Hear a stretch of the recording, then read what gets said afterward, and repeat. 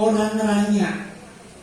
Muridnya itu nggak nanya tapi deket. Itu baru dari interaksi awal. Udah itu masuk ke kelas saya kaget, naudzubillah min dzalik. Kaya ora sekolah Bapak Ibu. Kaya ruangan TK. Banyak pekerjaan anak-anak itu bukan tempelan aja ya, tapi pekerjaan yang disusul kemudian nggak ada bangku, nggak ada kursi, mejanya ditaruh di pojok-pojok. Anak-anak itu hanya pakai meja kursi kalau pada saat mengerjakan praktek. Begitu kelas yang terjadi apa? Diskusi belajarnya, nggak pakai buku pelajaran. Saya jadi ingat kayak di pesantren masa lalu. Begini gurunya, gimana kamu gini? Apa materi pelajarannya? Materi pelajarannya adalah fenomena sosial yang terjadi di sekitarnya. Kamu kemarin liburan kemana aja? Oh saya ke rumah nenek kakek saya. Di sana ngapain? Saya beli pisang. Ada yang pernah beli pisang? Ngobrolnya kayak itu padahal SD. Kadang SMP juga begitu. Terus kamu beli berapa pisang? $1. Kamu berapa? $1,5. Kamu berapa? $2. Kok harga pisang bisa beda-beda ya nak ya? Kamu belinya di mana? Di pasar, kamu di mall, kamu di toko. Kok bisa beda beli di toko sama di pasar, di mall? Kenapa ya nak ya? Diskusi dan dialog yang terjadi. Orang nganggo buku kurikulum.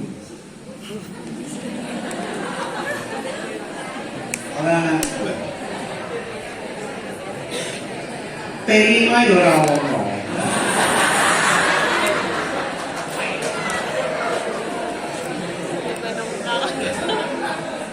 Gak ada 5.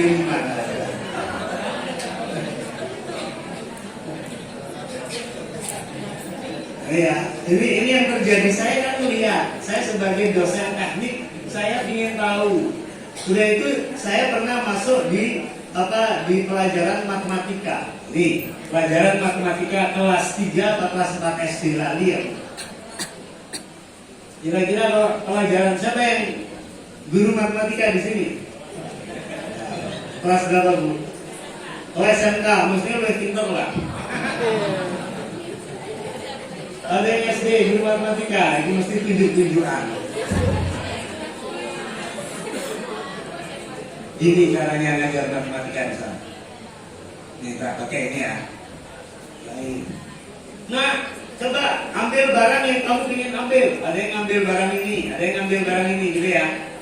Coba nah, kamu berdiri di atas sana, naik 1 tingkat. Kamu berdiri naik 2 tingkat. Coba jatuhkan barang itu sama-sama di 1 tingkat.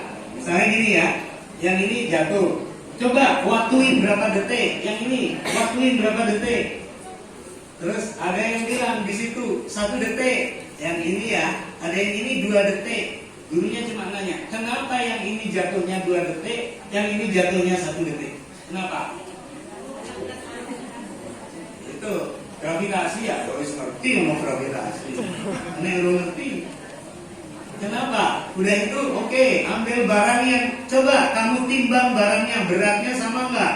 Misalnya beratnya sama-sama 1,5 kilo. Jatuhkan dari ketinggian yang sama, waktunya beda apa sama? Coba yang satu jatuhkan dari lantai 1, yang satu jatuhkan dari lantai 2. Beda nggak? Beda. Kenapa kok beda? Akhirnya hanya dengan dialog, hanya dengan diskusi tanpa kurikulum, anak itu bisa menemukan apa teori gravitas. Kelas 3-4 SD mas.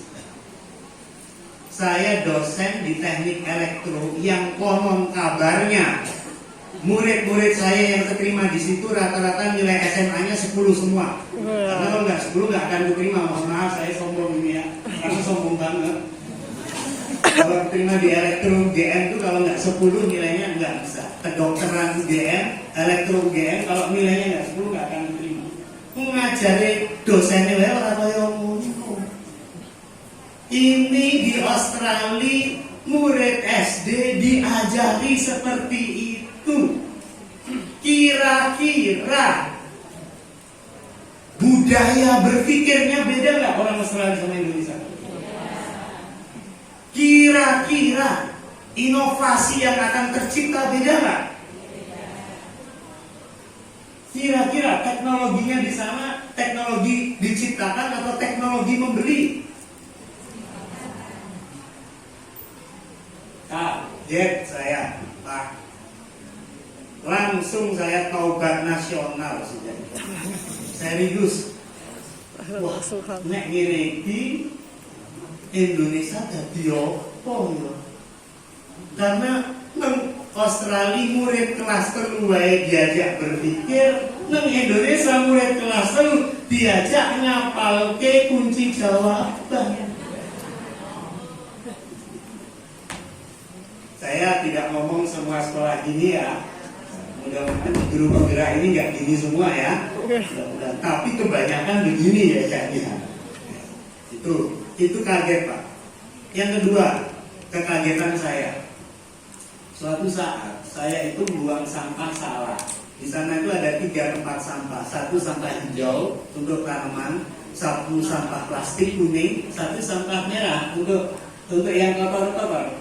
Saya tuh lupa ngingetin ada tamu, sudah tamunya itu buang sampah plastik kalau nggak salah, tidak di sampah kuning tapi di sampah merah. Lalu anak saya itu datang ke saya, kemudian jauhin ke saya, ya, ayah sudah ngomong nggak sama tamunya bahwa tamunya tadi naruh sampahnya di tempat yang salah? Terus kenapa nak? Tadi itu sampah plastik tapi ditaruh di tempat merah. Tahu nggak ya, anak saya kemudian cerita, dia kelas 2 SD, namanya Desa, sekarang sudah terima alhamdulillah di ekonomi UGM sekarang kuliahnya dia. Apa? Kalau diceritain oleh gurunya itu bahwa di dekat Jepang itu ada sebuah pulau yang sangat besar, yang itu ternyata adalah pulau tempatnya sampah, dan tempat sampah itu mengakibatkan apa? Biodiversitas ikan dan sebagainya mati semua. Jadi di pulau itu tidak hanya sampah itu membuat kotor laut, tetapi membuat yang lain itu jadi mati. Kelas 2 SD sudah berpikir tentang hak asasi ikan.